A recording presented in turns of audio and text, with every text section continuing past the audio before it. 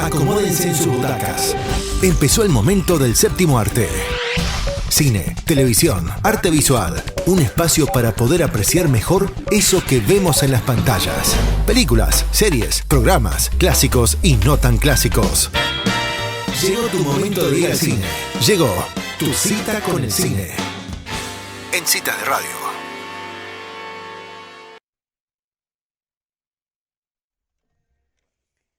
Muy bien, y ya estamos con Norma Bustos en nuestra cita de cine. Todo tuya la columna, Norma. Hola amigos, qué gusto volver a encontrarnos. Bueno, vamos a culminar hoy, o al menos intentarlo, la historia del género del terror. Y en realidad lo hemos elegido porque en el desarrollo de este género, en su evolución, está cifrada también la evolución del cine europeo y americano, o sea, del occidental, con sus tropiezos, sus triunfos, sus enormes problemas y sus fracasos. Creo que dijimos ya en anteriores reuniones que asustar, provocar pesadillas, mostrar los peligros de las sombras, tanto de la noche como de las almas, fue uno de los primeros y más sostenidos temas del cine. El cine de terror, amigos, y ahí radica su eterno encanto, a pesar de parecer que debería horrorizarnos, el cine de terror permite la catarsis que querían los griegos, la purga, la descarga de nuestros terrores, de nuestros miedos, de los que nos atormentan, y podemos descargarlos en un ambiente seguro, como es la sala del cine. En la angustia, en el sufrimiento de los personajes, no solo nos podemos identificar, sino también aliviar nuestra propia angustia, nuestros propios miedos y terrores. Y cuando la pesadilla finalmente termina, tanto sea porque el monstruo es atrapado, porque los protagonistas llegan a un lugar seguro, sentimos que también nosotros podemos esperar el fin del miedo y del dolor. Así, en medio del horror, surge la esperanza. ¿Saben ustedes, amigos, que apenas un año después de la primera proyección realizada por los hermanos Lumière en París, en 1895, los hermanos Lumière son los inventores del proyector cinematográfico? Realmente ellos lo llaman así porque kinés en griego significa movimiento, ¿no es cierto? Son las fotografías en movimiento con las que armamos la película. Y recuerden siempre esto, amigos, el cine puede prescindir de muchas cosas, y de hecho hoy los modernos trocitos, los videos o videitos que recibimos en nuestros celulares, cualquier programa de cocina que vemos en YouTube, no necesita directores, no necesita actores, pero necesita una cámara. Esto es decisivo. Hay un aparato que es imprescindible y los vamos a ver, ya van a ver por qué recalco esto. Entonces, del invento de los hermanos Lumière, que en un café de París pasa la proyección de un par de minutos de un tren viniendo hacia la cámara, un año después, el padre, digamos, del cine como tal, que es Georges Méliès, francés, realiza una serie de cortos, apenas 3, 4, 5 minutos. Esas son las primeras películas que conocemos, porque tienen una historia. Y la primera, en realidad, es una de terror. Se llama La Mansión del Diablo, 1896. En ella un mago, a través de una especie de espíritu que le obedece, hace aparecer de golpe fantasmas, esqueletos, murciélagos y asusta a los personajes. Estos son trucos de edición, o sea, lógicamente, primero no hay un fantasma, se apaga la cámara, está el fantasma, luego cuando se edita junto y el fantasma aparece. Estos son los primeros efectos especiales de que se tenga noticia. Luego, el primer cine, esto es cine con pretensiones de arte, y con unos logros pocas veces alcanzados, es el gran cine expresionista alemán a comienzos del siglo pasado, 1910, 15, por supuesto mudo. Este cine crea íconos de una belleza inimaginable, entre ellos el primer film de arte de terror, que es Nosferatu. Nosferatu es un vampiro, así que en realidad las versiones de Drácula, basadas en la novela de Bram Stoker sin duda, pero han sido todas inspiradas por el éxito de este vampiro espantoso pero enamorado, como también lo es Drácula. Pero películas como Metrópolis o El gabinete del doctor Caligari siguen siendo hoy estrellas de cualquier cineclub y cada tanto también las dan en televisión, sobre todo en los canales que se dedican un poco al cinearte. El expresionismo alemán descubre algo extraordinario, que presentar la sombra de un personaje ejecutando la acción no solo asusta, conmueve al espectador mucho más que presentar al personaje, que a veces hasta resulta grotesco.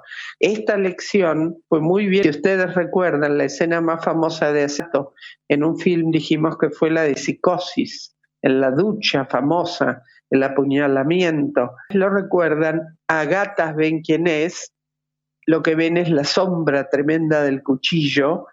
Todo está un poco velado por la cortina del baño donde la chica está tomando una ducha y el cuchillo que sistemáticamente va y viene, y luego vemos la sangre mezclándose con el agua. Esa escena es, de todas las de crímenes cometidos en el cine, la más célebre, pues está inspirada también en el cine de muchos años atrás, que es el cine expresionista alemán. Ellos descubren que la ambientación, el clima, la atmósfera de una película es tan importante como la historia. Y el resultado, les aseguro, amigos, es de una belleza inolvidable. En América, entre tanto, en Estados Unidos concretamente, las películas se producían de otra manera. Y esas dos patitas en las que se basaban para producir películas, créanme, sumando y restando, se sigue usando hoy día. Es el Studio System y el Star System. Esto es el cine de estudio y el cine de estrellas. ¿Qué hacían los grandes estudios? De entonces, Metro-Goldwyn-Mayer, Warner Brothers, de hoy Disney, Fox, Netflix, esos grandes conglomerados, ¿no es cierto?, ellos controlaban tanto la producción como la distribución de la mayoría de las películas. Para poderse manejar con cierta libertad con sus películas que requieren un presupuesto, el cine es caro, un presupuesto tremendo. Esas películas eran caras porque ellos contrataban grandes directores, buenos actores, le tenían que pagar los derechos a un novelista, a lo mejor eran novelas premiadas, novelas de Nobel, todo eso es caro, grandes maquilladores, vestuaristas, alquilar castillos, todo eso es muy caro. Para poder hacer eso sin la seguridad si el público iba a ir o no, a veces porque creían que la historia debía ser contada. Para poder moverse con libertad en ese ambiente, se apoyaban en la otra patita, el Star System. ¿Qué significa? Bueno, vender un producto sin importar mucho la historia que está detrás, por el actor o la actriz que lo protagonizan. Eso todavía hoy sigue vigente. Por ejemplo, la gente quería ver bailar a Fred Astaire. No le importaba mucho qué historia estaba detrás, que quería eran números de baile de Fred Astaire, o quería extasiarse con la sensualidad de Rodolfo Valentino. Quería ver a Rodolfo Valentino besando, tirando mujeres sobre los divanes, y sin importar mucho si era el sheik o era el hijo de un cowboy, no importa, lo que querían era ver a Valentino. Bueno, esto se ha mantenido y esto no le resta calidad. La gente pues quiere ir a ver una de Darín o yo recuerdo, pero esto Añares, una de Elvis Presley, y el pobre tenía que cantar siempre rodeado de chicas en bikini en una playa, como además él era un lindo muchacho, mejor todavía, pero la gente lo que quería era verlo cantar. este tipo de películas que no son tan caras, porque muchas veces la propia estrella contribuye, esto daba cantidades ingentes de dinero que permitían moverse con más libertad en el otro ámbito. En el terror, así se produjeron las películas de Boris Karloff, Bela Lugosi, Vincent Price o Lon Chaney, el hombre de las mil caras. La gente iba a ver una de Bela Lugosi, sabiendo que lo iban a asustar. No le importaba mucho si lo que estaba detrás era un muerto que volvía a la vida o un médico que se volvía loco. Esto del Star System, créanme ustedes, el Star puede ser también el director.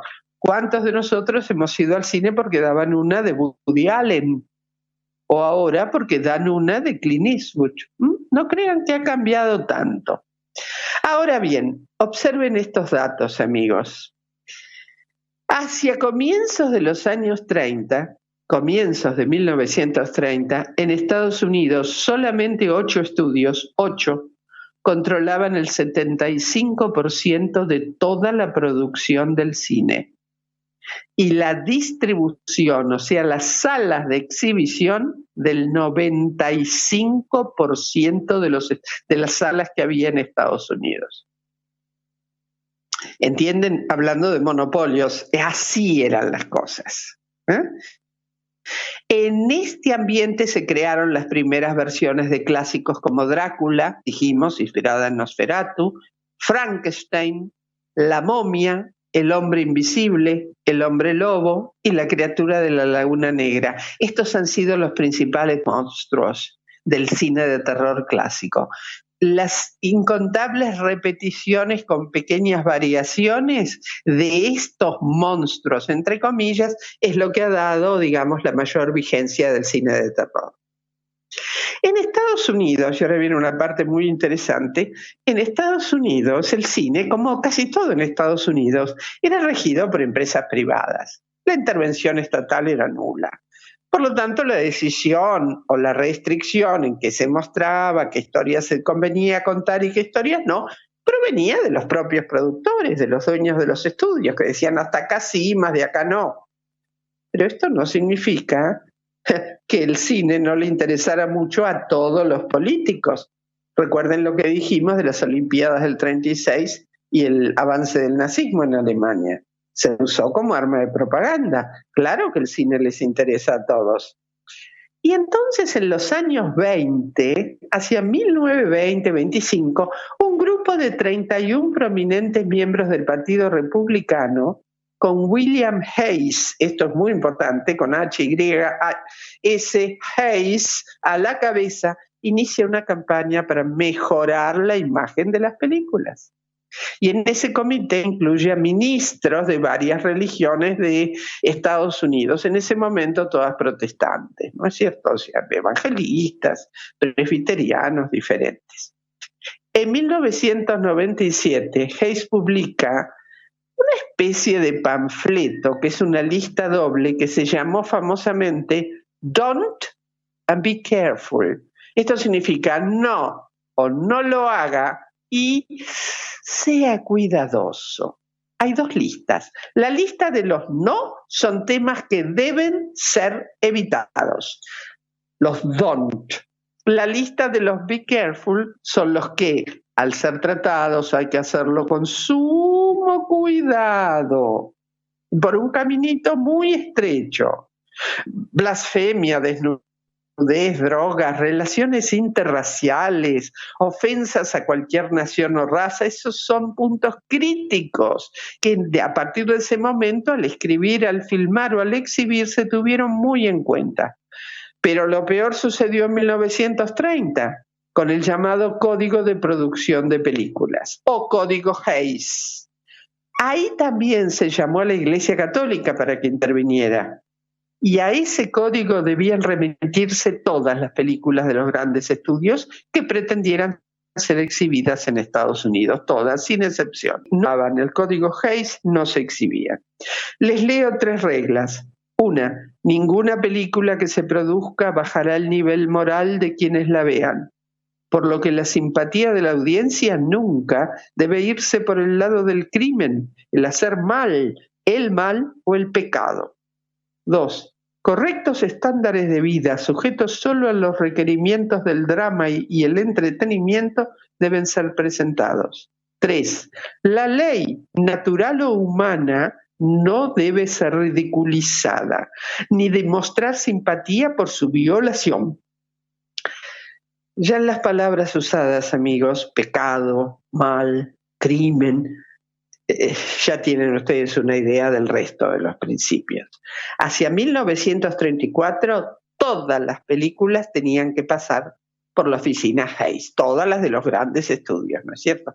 Entonces, ¿qué sucede? Y lo que era inevitable, una gran parte se muda, por ejemplo, a Inglaterra. En Inglaterra se funda la productora Hammer, martillo, ¿no?, en inglés, que se especializa en cine de terror y va a inmortalizar a un dúo de actores británicos que luego van a trabajar en América: Christopher Lee, siempre el monstruo, y Peter Cushing, siempre el creador o el destructor. ¿Y qué sucede en América? Bueno, se crea o se muda el cine del terror al llamado cine serie B, B de bueno, B. Este ya existía, pero de aquí le va a venir ese estigma que siempre va a tener el cine de terror, de ser un cine de segunda categoría, un cine más baratito, viene de toda esta época. La mayoría de los creadores, hartos del código Hays, deciden trabajar en este. ¿Qué es el cine B? ¿Qué es el cine B? Primero tenemos que aclarar que el cine de terror fue uno de los que más sufrió en la época del código Hays, que era tan conservadora, tan restrictiva. ¿Por qué? Porque los monstruos que creaba asustaban mucho a las familias, que eran las que debían ir al cine, porque había mucha tensión sexual en las películas de terror y, vamos a aceptar, una enorme violencia en sus historias. Con esta situación se muda al cine B, que es un tipo de cine que ya existía, un tipo de cine de muy bajo presupuesto, donde los grandes estudios probaban nuevos directores, ver qué pasaba. Para esto tenemos que miramos antes de la invención de la TV.